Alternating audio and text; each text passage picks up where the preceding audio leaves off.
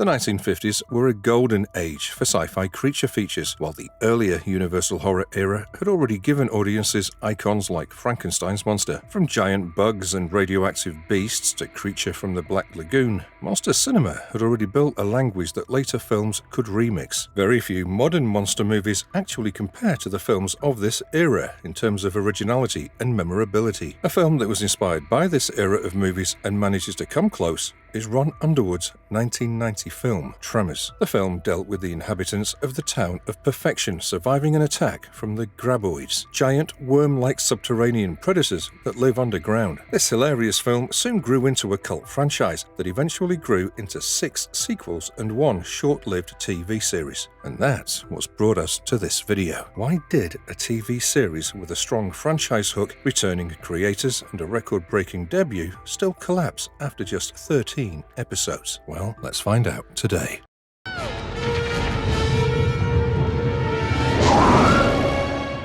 From box office underdog to cult monstrosity. Before the cult following and the beloved massive franchise, there was the original Tremors film. The idea for the film was first thought up by S.S. Wilson. While he was working at the Mojave Desert Naval Base as a film editor, he'd go on hikes near the gunnery ranges. As he walked, he'd imagine being stuck on a rock while monstrous creatures moved beneath the ground, and this fragment of his imagination became the core of the film. He joined hands with Ron Underwood and Brent Maddock to write the script. It was Maddock's idea to make the protagonists common handymen instead of professions normally used in the genre, like soldiers, scientists, or cops. The plot might seem too simple, but it works. Perfection, Nevada is an isolated desert town, and handymen Val McKee and Earl Bassett want to leave for the nearby town of Bixby so that they can find new jobs. On their way out, Val and Earl begin finding dead locals, including Edgar Deems, who's died of dehydration on a power tower, and Old Fred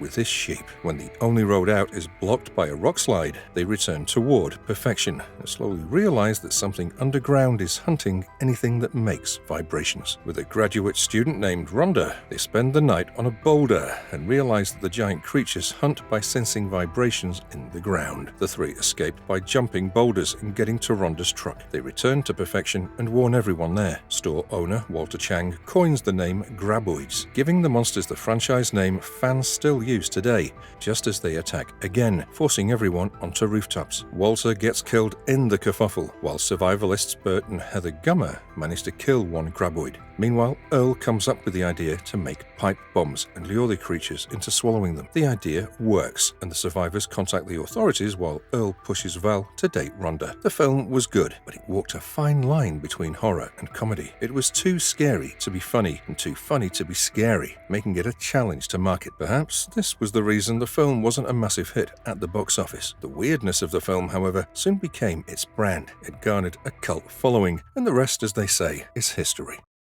The Weekly Story of Graboids. The sequel to the film, Tremors 2 Aftershocks, dealt with Earl being asked to deal with a Graboid infestation in a Mexican oil field with Bert Gummer, with the 3rd film, Back to Perfection, follows Bert's return to Perfection. The story leads straight into the 2003 TV series, simply titled Tremors. The idea for the show had been in the works since the time of the 2nd film's production. Maddock and Wilson had been messing around with the idea of Val and Earl, who were played by Kevin Bacon and Fred Ward respectively, being contacted by people all around the world to hunt down monsters. That idea didn't stick though. Instead, the TV series dealt with Bert Gummer, played by Michael Gross, adjusting to life in Perfection, which was now home to El Bianco, an albino graboid that was protected by law. The show was also filled with shriekers and ass blasters, different forms of graboids introduced in the sequels, and new characters who fit into the franchise seamlessly. That's not all. Thanks to El Bianco's existence, Perfection invites the attention of a lot of mad scientists and their barely ethical experiments that lead to the creation of weird hybrids, like the Plantimal. The recurring sci-fi thread was Mixmaster, a secret gene-blending compound connected to government experiments. In franchise terms, it allowed plant and animal DNA to cross in bizarre ways, creating dangerous anomalies around Perfection. These mutated creatures would end up threatening the town again and again, and Bert Gummer was left to defend everyone from the madness around him. The show followed a simple Monster of the Week formula that more or less worked, with an overarching story about Mixmaster.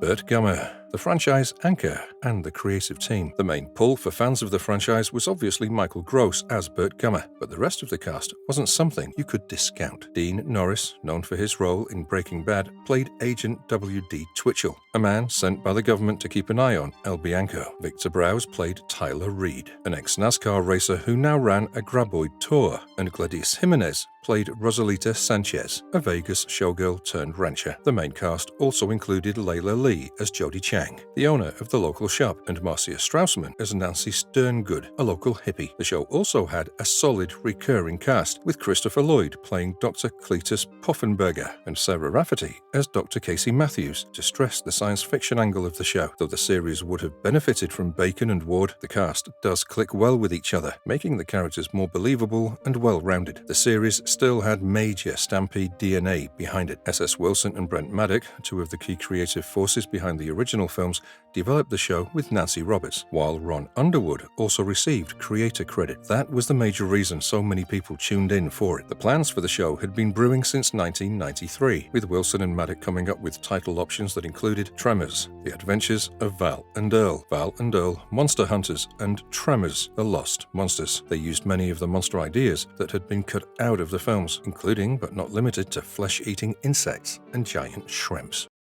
All the problems and the eventual cancellation. Tremors, the series, was mired in problems right from the beginning. For starters, Stampede Entertainment, the production company of the creators, didn't have the complete rights for Tremors, as Universal had them. Tremors 4, The Legend Begins, was in production at the exact time as the show. Neither Universal Home Video, the producer of the film, nor Sci-Fi, the network later known as Sci-Fi, which aired Tremors, was willing to compromise on the shooting date, despite being owned by the same parent company. Universal refused to delay the start of production on Tremors 4, while Sci-Fi refused to wait for 25 days until the movie was done filming. This meant that they had to share Michael Gross. According to Stampede's own FAQ, this scheduling clash meant Michael Gross couldn't appear in all 13 episodes. Though the earlier plan included Gummer in all 13 episodes, he had to be cut down to accommodate Gross's shooting schedule. This also meant that director S.S. Wilson had to stop working on the series to go direct the fourth film. Executives at the Sci-Fi network were nearly impossible to work with. On top of giving the creators a tight budget and a short schedule for the series, they had unreasonable demands. One of their demands, which Wilson revealed on the Stampede Entertainment website, was to shoot everything in the 4.3 aspect ratio. While answering a Q&A on the website, Wilson said, "For reasons never close to us, Sci-Fi insisted that the show be shot as the old TV square aspect ratio, 4.3. We argued that this was crazy, since everyone in Hollywood knew that in a few years, all TVs in the US would go to the HD 16.9 aspect ratio, but they wouldn't budge. In spite of all these issues, Tremors came through. When it aired on March 28, 2003, it broke records for the channel and became the network's highest-rated pilot. It was also one of the most watched events in the history of the Sci-Fi network. Even during this time, Tremors faced backlash from some Farscape fans who mistakenly assumed that Tremors was replacing their favorite show. The Sci-Fi channel did not help the show either, as it aired the episodes out of order. Sci-Fi scrambled the running order. Shriek and Destroy was written as episode 2, but aired last, whilst Ghost Dance, intended as episode 6, aired on premiere night right after the pilot. The episode order made no sense at all, and to save face, Sci-Fi haphazardly edited the episodes. Wilson, Maddock, and television writer Nancy Roberts, who had a major role in developing the show, were kept out of the editing process. In the same Q&A, Wilson said, "As I may have explained elsewhere, the Tremors creators, Wilson, Maddock, and Roberts, were barred from the editing rooms at the end of series production. Sci-Fi and USA, for some reason, thought that Shriek and Destroy was a terrible episode and almost unusable. That's why they aired it last, instead of second. We saw some later edited versions and sent in suggestions for changes, but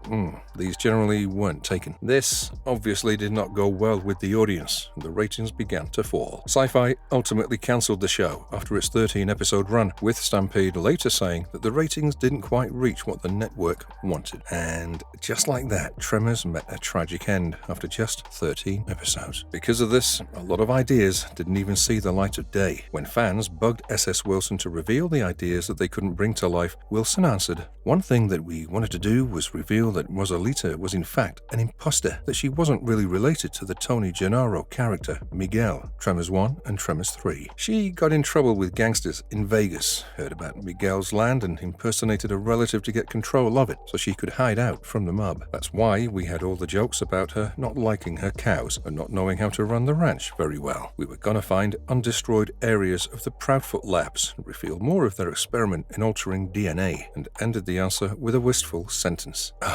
The future that never was. Separately, the later Kevin Bacon-led revival reportedly had plans for Fred Ward to return, but that project also never moved beyond the pilot stage. If we're looking at the evidence, well, the network handling is the biggest villain in this story. The show had creator involvement, a returning franchise anchor in Michael Gross, and a record-breaking launch. But scheduling conflicts, out-of-order airing, re-edits that weakened continuity, and ratings pressure buried it before it could stabilize. When any artist creates something, it's done out of a lot of careful thought and ideation. Tremors, the series, had a coherent narrative behind it and a powerful cast that could have propelled the show to great heights. The show deserved to be aired in the chronology that it was written and be admired by fans of Tremors. The cast and crew were still learning the ropes in the first season, and by season 2, well, the show could have hit its stride. But alas, all it is now is the wondering of what could have been. Try, but don't cry. In 2017, Sci-Fi tried to revive the series. They possibly came to their senses. Unfortunately, Sci-Fi decided to cut out the creators of the franchise entirely. They didn't even give them the courtesy of telling them why. The original creators tried to contact the creators of the series, who refused to meet with them or take any of their input. One saving grace of the revival was that Kevin Bacon was involved in the project. In 2017, Sci-Fi ordered a new Tremors pilot, with Kevin Bacon returning as Val McKee, Andrew Miller writing and showrunning, and Vincenzo Natali directing. The pilot was later shown and presented at ATX in 2019, but Sci-Fi didn't move forward with the series. Bacon told audiences in the Tremors The Pilot presentation panel that he always wanted to check in with Val McKee, saying, "It's pretty much the only character I'd ever played in a movie that I ever thought, well, this would be a fun guy to check out 25 years later, just because he was such a mess." Finding out what happened to him post-Worms would be an interesting journey. This series planned to follow up on the original film, ignoring everything the sequels told us. The planned first season would have unfolded over roughly 72 hours and would have followed McKee as he dealt with alcoholism after his fame as a Graboid hunter ran out. Andrew Miller had written the pilot and was all set to take on the project as the showrunner. The buzz around the show died as soon as it started, as Sci-Fi refused to pick the show up. Fans, as well as the creators, had not expected the news, and director Vincenzo Natali tweeted, "People loved it and it tested great. I'm baffled by this decision." Bacon later told IndieWire that he'd only been convinced of the series after he talked to Miller. He added that the producers at Universal Cable Productions and Blumhouse loved it, but they needed a different distributor. The show had given Bacon the perfect opportunity to reframe Hollywood's obsession with nostalgia. He pictured McKee as a man who is given a taste of the extraordinary and pushed back to the ordinary, causing him to alienate his family and find refuge in alcohol as he can't let go of his time in the limelight. The cast included Emily Tremaine, Haley Chu, PJ Byrne, and Tokes Ologundoye. Many believed that that was the end of the franchise, but in April 2025, Stampede Entertainment said that it had reclaimed rights to the original Tremors script and was discussing a Return to Perfection sequel, along with other Graboid ideas. They also said that they were considering concepts that could feature Kevin Bacon's return as Val. They also said that they were considering concepts that could feature Kevin Bacon's return as Val, but stressed that there were no promises. So, Tremors fans, the hope is still out there. So that was why the Tremors TV show failed. Not because the creators lacked artistic integrity, and not because the show was written badly, not even because of diva behavior from the actors, but because the network handling created obstacle after obstacle for a show that already had a difficult job. It's a truly sad reason. And it goes to show that the various obstacles artists have to face, even after earning a name in their field. Hopefully, Stampede Entertainment regaining the rights to the original Tremors script will lead to a more wonderful media coming up in the future. Did you see the show? What did you think about it? Let me know in the comments below, and if you